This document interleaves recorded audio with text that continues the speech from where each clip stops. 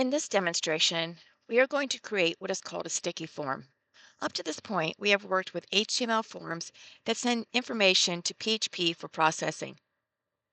In this example, we are going to keep the HTML form and the PHP processing code together in the same file.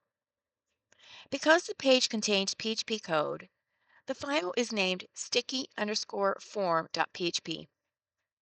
The form will ask the user to enter a width and a height. PHP will calculate those values, and if both values are valid, calculate area. The important difference is that if the user makes a mistake, the values they already entered will remain in the form. That behavior is what makes this a sticky form. We are also going to process the form on the same page instead of sending the information to a separate PHP file. Let's begin at the top of the PHP file. Before we process anything, we initialize the variables that the page will use. The three variables are used for messages. Message width variable then will hold an error message for the width. The message height variable will hold an error message for the height. And the variable MSG, which is shortened for message, will eventually hold the final result. Each variable begins as an empty string. Next, we initialize two variables that will hold the values entered into the form. The width variable begins as an empty string, and the height variable also begins as an empty string. Initializing these variables gives the page a predictable starting point. When the page first loads, no form has been submitted yet, so there should not be any values or error messages displayed. These variables will also become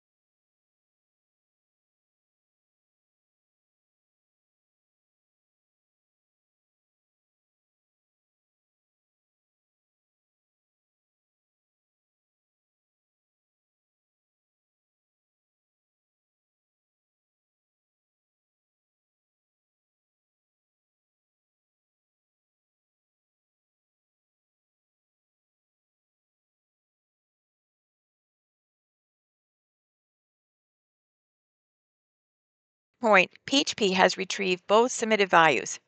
We have not yet determined whether those values are valid. Next, we create a flag variable named OK. A flag variable helps us keep track of whether the entire form is valid. We begin by assuming that everything is okay, so we set the OK variable equal to true. As we validate each field, if PHP discovers a problem, we will change the OK variable to false. At the end of the validation process, if OK is still true, PHP knows that both values pass validation and it can perform the calculation. Now we validate the width. The first if statement checks whether the width variable is an empty string. If it is empty, that means the user did not enter a width. We place an error message inside the message width variable that says, please enter a width. We can also change the OK variable to false. Next, we use an else if to perform another validation test. The is numeric function checks whether the submitted value can be interpreted as a number. The exclamation point means not. So this condition checks whether the width is not numeric.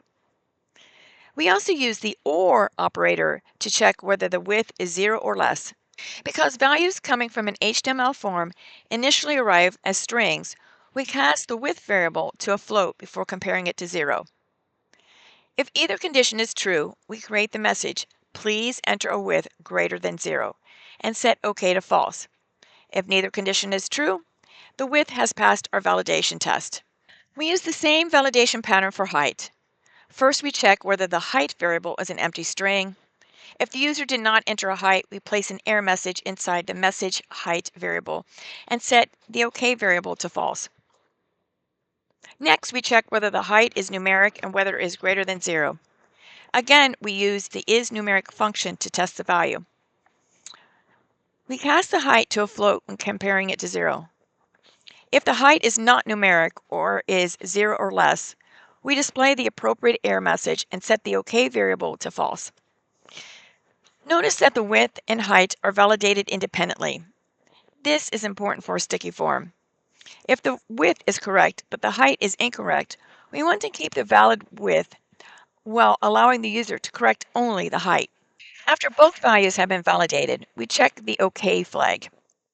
If the OK variable is still true, we know that both the width and the height passed validation. Now we can perform the calculation. We cast the width and height to floats and multiply them. The result is stored in the area variable.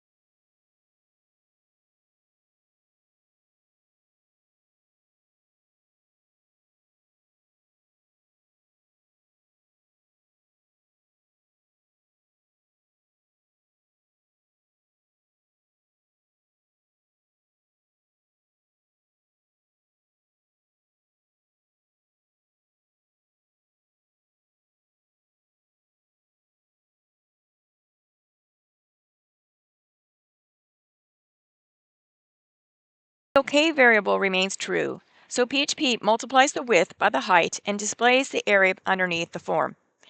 Both values also remain visible in their form field. Now I will just demonstrate another validation test. I'll start over. If I enter text instead of a number, PHP's isNumeric function will detect that PHP's isNumeric function will detect that the valid is invalid. If I enter 0 or a negative number, our second condition also rejects that value because both measurements must be greater than 0. Finally, if I select Start Over, the browser reloads the sticky form PHP file without submitting the form. The width, height, error messages, and results all return to their original empty values. Let's review what this page is doing. The new concept here is not learning HTML forms all over again. We are taking the form processing skills we already know and organizing them into our one PHP page. First, we initialize our variables. Next, we use the server superglobal request method to determine whether the form was submitted using POST. We retrieve the submitted values from the POST superglobal array. We use the null coalescing operator to provide an empty string when a value does not exist. We use the trim function to clean the submitted values. We create one OK flag variable to keep track of whether the form is valid. We validate the width and height independently. If either value fails validation, the OK variable becomes false, and PHP displays the appropriate error messages. If both values pass validation, PHP calculates the area. The submitted width and height are placed back into their corresponding form fields using PHP.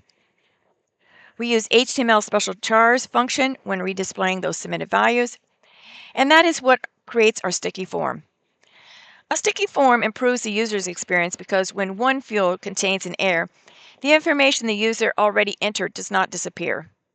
The user can correct the problem and submit the form again without starting over. The same basic patterns can be used with larger forms containing names, email addresses, selections, checkboxes, and many other types of information. Thanks for watching.